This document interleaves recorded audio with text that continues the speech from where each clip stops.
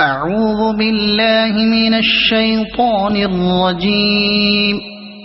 بسم الله الرحمن الرحيم.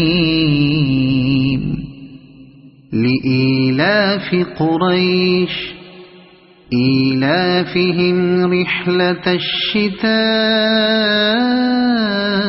والصيف فليعبدوا رب هذا البيت الذي أطعمهم من جوع وآمنهم من خوف.